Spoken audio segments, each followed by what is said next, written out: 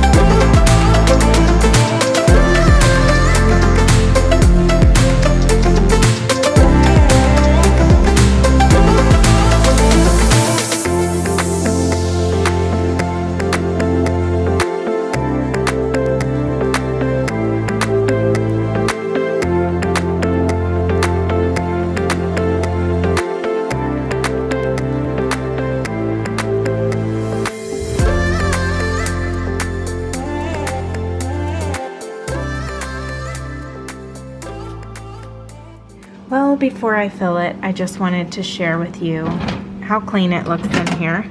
Everything is spotless. So now I'm going to fill this up and then show you how I organize it. So first and foremost, everything fits in here, and I don't even know if I'll need to take any of these to the deep freezer. I think I will just start using this stuff up, especially before we get more meat to put in here.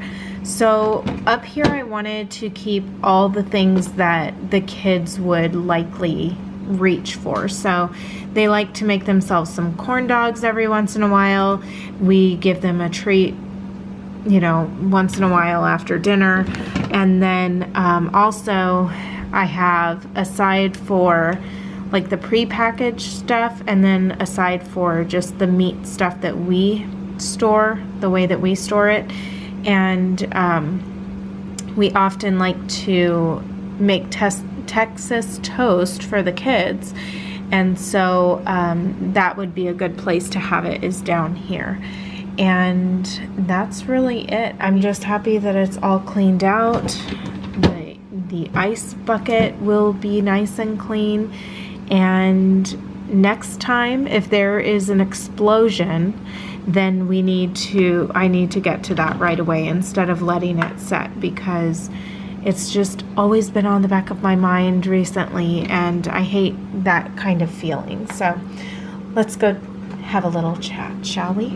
So like I said, I feel amazing now that my freezer's done and I can actually see what's in there. I have a little bit of organization going on in there, but mainly just the mess that was in there is cleaned up. This is something that happens quite frequently actually, because sodas are put in the freezer to cool down, or the kids get in there with all their stuff and they're just not as clean about things, and I don't find out about things until later. So anyway, if your freezer is in need of being cleaned, just really take a good look at it and see how important is it to you to clean it out so that you can feel good about that space when you open it up.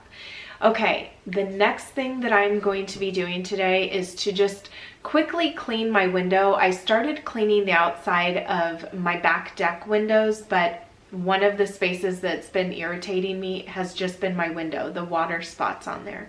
That happens frequently. I need to make sure that I'm wiping that down.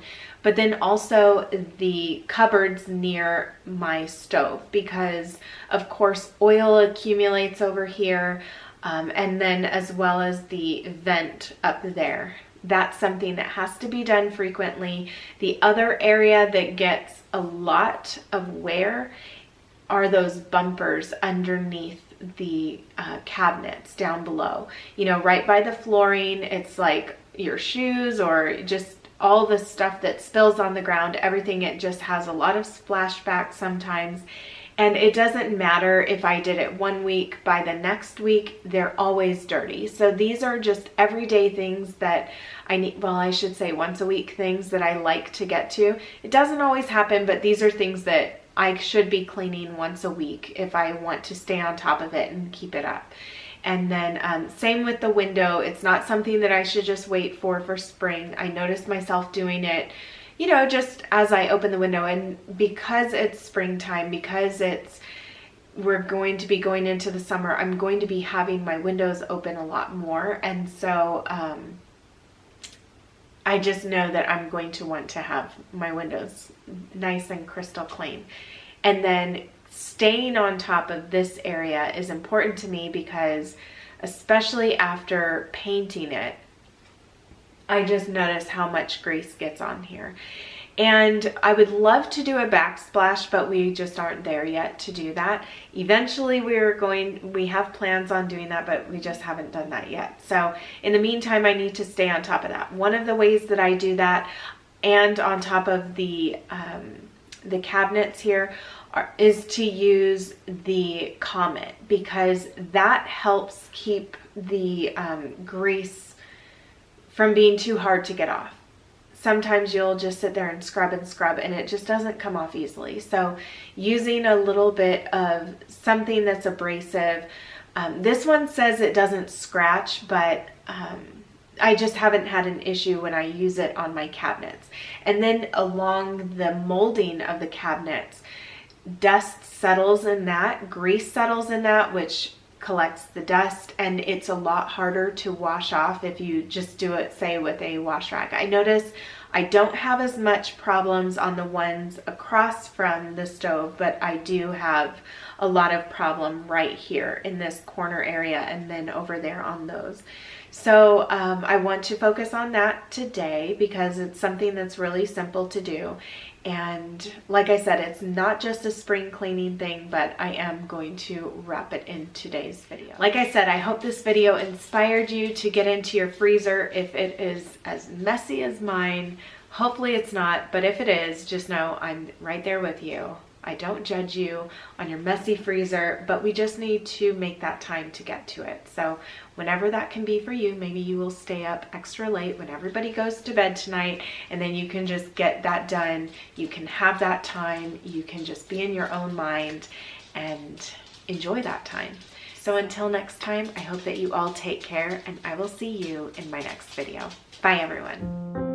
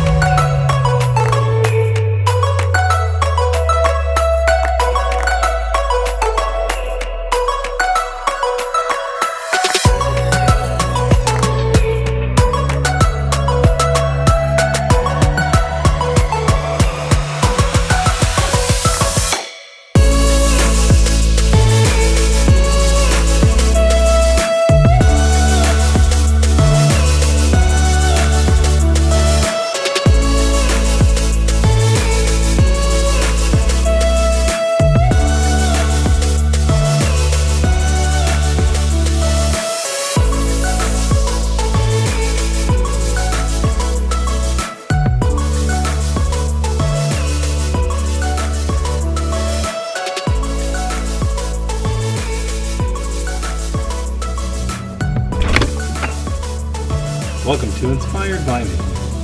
Today's episode, freezer cleanup. No, this is about leaving your comments down below about your assumptions about us. We are going to be making a video to let all of you know that we are going to... Welcome to Inspired by Nikki. Today's episode, I'm cleaning this freezer. Nikki is cleaning this freezer finally.